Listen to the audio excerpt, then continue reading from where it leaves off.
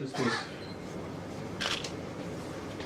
That's a very onerous task that you provided me with, but I'll maybe open it up for further discussion. Can you hear me okay, by the way? Is this working? It is working? Now it is. Okay, I'll get closer to it.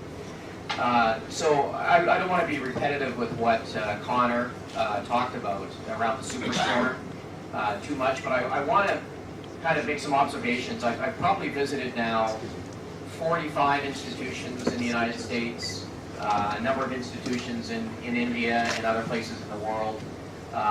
And I've seen a lot of trends, and one I just want to spend just a moment, if I could, on. And I think technology, as I think Raj indicated, can be an enabler to resolving many of the challenges that I think we talked about already and we will talk about.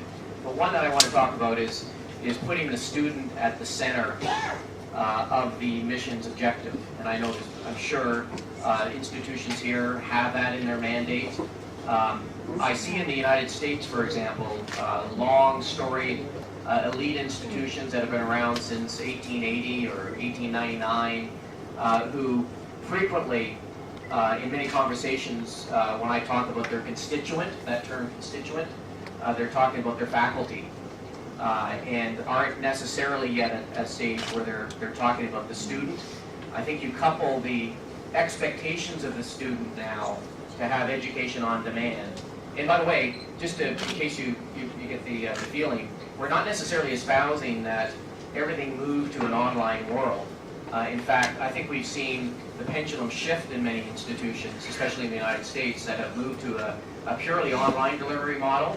Actually move back to what I would call a hybrid delivery model, where they have a combination of online and on campus. But that's certainly one trend, is to move the student to the center, and that's where tools provided by ourselves and others, like the constituent relationship management, I think can really help with the institution. The second, which we see a little less of, and I think when we get into the report information, efficiency of the institution, I don't think rose to the top, certainly the top 5.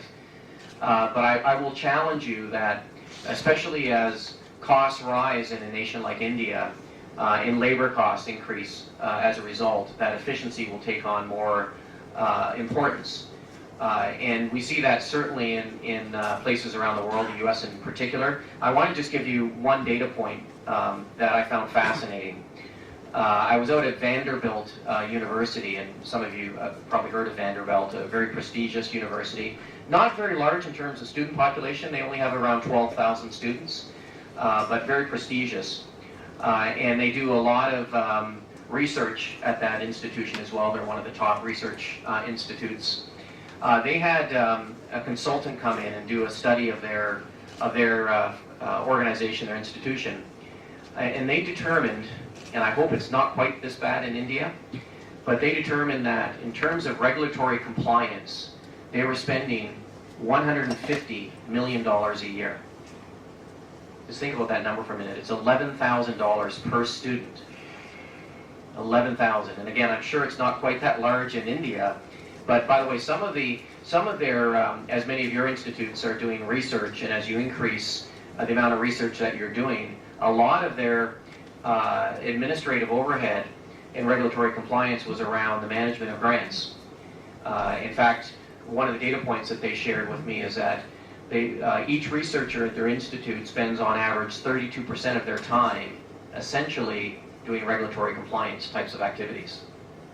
And by the way, just to put it into context, in the United States, the total amount of federal money coming from the federal government, never mind other sources like employers, the amount of federal money that goes towards research in the institutions is $30 billion. So if you do the math and assume other institutions are roughly 32% inefficient because of the regulatory compliance overhead, by my math, that's roughly $10 billion of waste. And that's not going to go to zero.